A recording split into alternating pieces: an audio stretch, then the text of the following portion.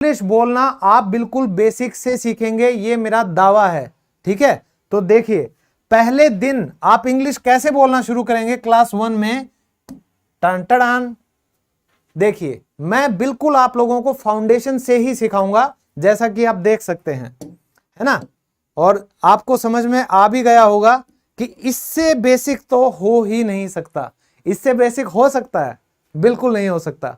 तो दोस्तों, अगर आपको समझ में आती है हिंदी तो आप समझ लिए आज से आपको इंग्लिश भी समझ में आने लगेगी और आप बोलने भी लगेंगे।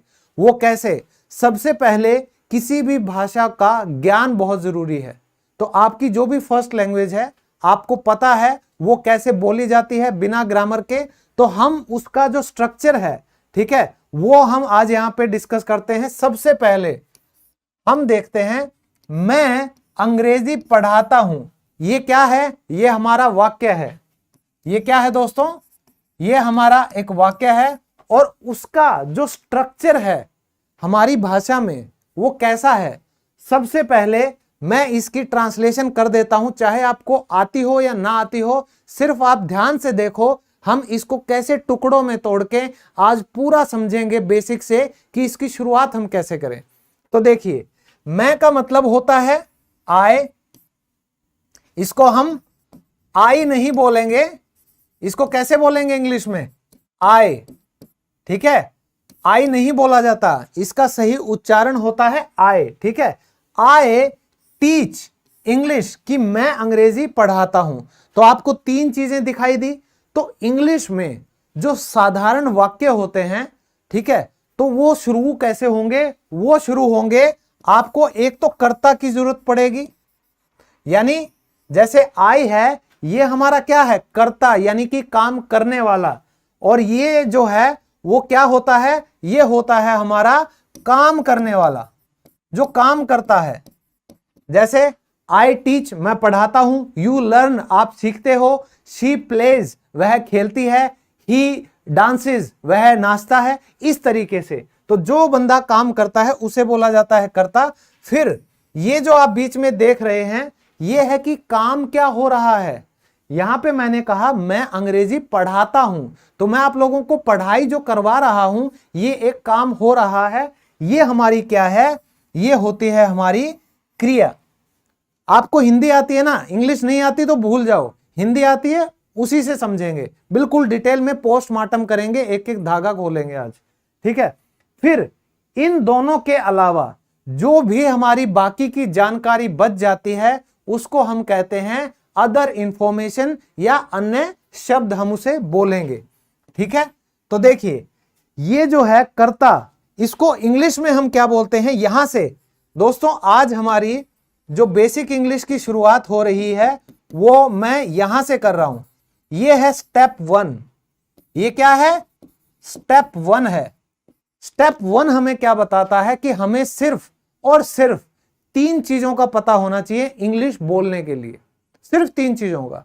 सबसे पहला है सब्जेक्ट, जो कि है हमारा कर्ता, और फिर जो क्रिया है उसको हम बोलते हैं इंग्लिश में वर्ब, जो आप ये देख रहे हैं। ठीक है, और फिर जो भी अन्य शब्द बच गए उन्हें हम बोलते हैं ऑब्जेक्ट या अदर इंफॉर्मेशन। समझ आ रहा है सबको? समझ आ रहा है सबको? चलिए, तो ये चीजें अगर आप लोगों ने समझ ली कि सब्जेक्ट है और वर्ब है और ऑब्जेक्ट है, ये SVO, ये फॉर्मूला आप लोगों को अगर समझ में आ जाता है तो आप समझ जाइएगा कि आप लोगों को इंग्लिश आ जाएगी। आ नहीं जाएगी, समझ लिए, आ ही गई है। जैसे आपने समझा कि कोई भी वाक्य बनता है उसमें कोई काम करने वाला होगा, पक्की बात है। दूसरा, जो काम है कुछ ना कुछ तो काम हो रहा होगा, है ना, वो हमारी हो गई वर्ब, और जो भी अदर इंफॉर्मेशन बची वो हमारा ऑब्जेक्ट। अब सबसे बड़ी समस्या क्या आती है हमें इंग्लिश में? हमें इंग्लिश में सबसे बड़ी समस्या आती है कि हमें ये नहीं पता चलता इज एम आर के साथ क्या लगाएं, वॉज वर के साथ क्या लगाएं, हैज हैव हैड के साथ क्या लगाएं, डू डिड डज के साथ क्या लगाएं। नहीं पता चलता ना, कंफ्यूजन होती है ना इन्हीं चीजों में। तो आज मैंने सभी हेल्पिंग वर्ब्स सब्जेक्ट के साथ, उनकी हिंदी के साथ, एग्जाम्पल के साथ आप लोगों के लिए लिखे हुए हैं। तो शुरू करते हैं वन बाय वन। ठीक है, अपनी कुर्सियों की पेटी बांध के आराम से अब समझो। तो हमने 3 चीजों की बात की, तो आज हम करने वाले हैं 2 इंपॉर्टेंट चीज जिनके बिना वाक्य बन ही नहीं सकता। एक तो हमारा कर्ता हो गया, यानी सब्जेक्ट की बात कर रहा हूं मैं। दूसरी हमारी हो गई है क्रिया, यानी कि वर्ब। तो सबसे पहले इंग्लिश में सब्जेक्ट कौन कौन से होते हैं उन्हें समझना जरूरी है। ठीक है, सबसे पहले मैं, जो मैं होता है इंग्लिश में, उसको कैसे लिखा जाता है? मैं की इंग्लिश होती है आई, आई। और इसको बोला कैसे जाएगा यह भी आप यहां पर देख सकते हैं। इसको ऐसे, इसका क्या किया जाएगा? इसका उच्चारण, यानी कि इसको प्रोनाउंस किया जाएगा। ठीक है ना, इसको हम कैसे बोलेंगे, उच्चारण कैसे करेंगे? आई। आज के बाद कभी भी आई नहीं बोलना। जब चोट लगती है ना तब आप बोल सकते हो बच्चों की तरह आई, लेकिन इसको बोलेंगे आई। ठीक है, फिर हम की इंग्लिश होती है वी, जिसको हम कैसे बोलेंगे? वी। ठीक है, इसको हम बोलेंगे वी। फिर आप, अगर तुम कहना चाहो या आप कहना चाहो, इन दोनों का ही इंग्लिश में सिर्फ एक मीनिंग होता है, वो होता है यू। और इसको हम बोलते कैसे हैं? यू। ठीक है, ध्यान से समझिएगा। और फिर वे या वे लोग, आप ऐसा कहना चाहें कि भाई उन लोगों की मैं बात कर रहा हूं, वे लोग या वे सब, इन तीनों के लिए ही हम इंग्लिश में एक शब्द इस्तेमाल करते हैं जिसका हम उच्चारण कैसे करेंगे? दे। कैसे करेंगे? दे। इसको हम बोलेंगे दे। समझ आ रहा है इतना? यहां तक क्लियर है? चलिए नेक्स्ट है वह। वह, तो अगर हम वह यानी कि ही बोलते हैं, वह का मतलब होता है ही, और इसको प्रोनाउंस भी कैसे किया जाएगा? ही। लेकिन यह इस्तेमाल किसके लिए होगा? यह होगा मेल के लिए, यानी कि पुरुष के लिए। किसके लिए? पुरुष के लिए। तो अगर हम मेल की बात करें, जैसे लड़का है ना, आदमी है, पुरुष है, उसके लिए हम हमेशा लगाते हैं ही। वह, लड़के की बात जब करते हैं, मेल की, पुरुष की। अब जब लड़की के लिए भी हमें वह बोलना पड़े तो वो बन जाता है शी। क्या बन जाता है? शी। और उसे हम प्रोनाउंस कैसे करते हैं? उसका उच्चारण होता है ऐसे, शी। ध्यान से देखिएगा दोस्तों, ये सी नहीं होता। कई लोग इसको ऐसे बोलते हैं सी, ये गलत है। सी नहीं होता, ये होता है शी। ध्यान रखिएगा। और फिर जब हिंदी में आप कहना चाहें यह, या आप कहना चाहें ये, मैं एज अ सब्जेक्ट बता रहा हूं यहां पर आपको, है ना, तो आप कर्ता के रूप में जब कहना चाहें यह या ये, उसको हम इंग्लिश में बोलते हैं इट। इट। और उसका उच्चारण कैसे होता है? इट। ये होगा ईट। ये ईंट नहीं है, ये छोटी ही है ना, इतना तो आता होगा। ये इट है, आप इट बोलते हैं, ईंट नहीं बोलते। समझ आया? याद रखिएगा। अब हम आ जाते हैं, जब हमें इंग्लिश में किसी एक चीज की बात करनी हो, एक जिसकी हम गिनती कर सके, चाहे वो इंसान हो, सामान हो, कोई स्थान हो या भगवान हो, हम उसके लिए क्या लगाते हैं? सिंगुलर नाउन, यानी एक वचन को हम बोलेंगे सिंगुलर नाउन। और ये मैं आप लोगों को क्यों पढ़ा रहा हूं? जब हम ग्रामर करने लगेंगे तो सिंगुलर नाउन और प्लूरल नाउन का बहुत ज्यादा इस्तेमाल होता है। तब आपको पता होना चाहिए कि एक वचन क्या है और बहुवचन क्या है। तो एक वचन का मतलब होता है सिंगुलर नाउन, यानी कि एक। जैसे बच्चा एक, महिला एक, कुर्सी एक, कोई जगह का नाम लें वो भी एक।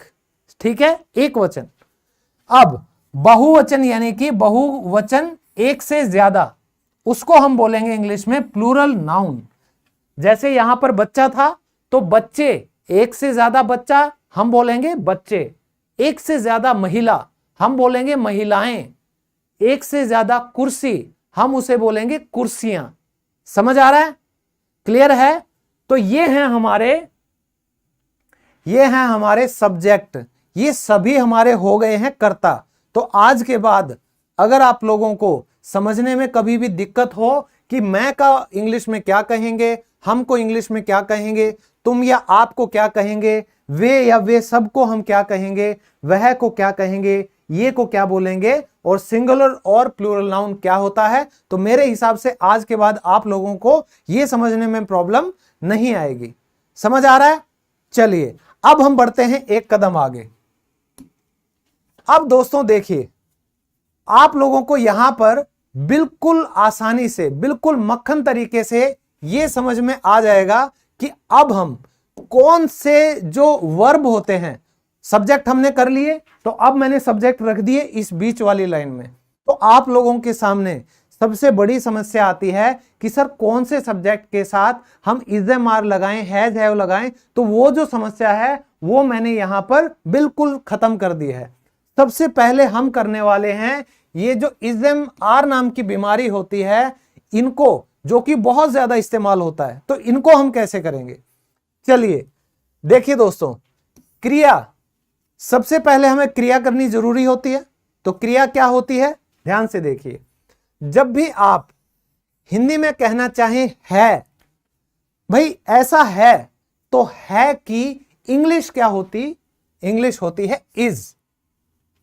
और इसको हम इस नहीं बोलते, इसको इस नहीं बोलते, इसे बोलेंगे इज, या आप इसे रोमन में ऐसे लिख दीजिए इज, इसे ऐसे बोला जाएगा, है ना। कभी भी ये नहीं होता कि he is a boy, he is a boy.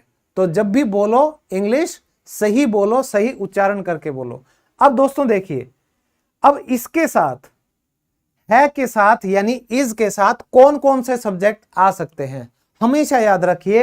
इसके साथ जो सब्जेक्ट आएंगे वो है ही, ये दोनों क्या हैं, वह, है ना, ये मेल का, ये फीमेल का। फिर है इट, और इट का इस्तेमाल हम कहां कहां करते हैं, जहां पर हम बात करें किसी जानवर की जिसका हमें यह ना पता हो कि वो मेल है या फीमेल है, जानवर की।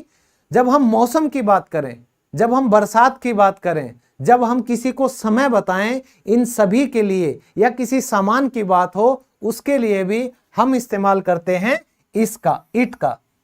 समझ आया? इतना याद रखो। फिर है कोई एक नाम और हमारा एक वचन। तो सिर्फ यही गिनती के कुछ हमारे सब्जेक्ट यानी कर्ता हैं जिनके साथ इज आता है, और किसी के भी साथ ये नहीं आएगा।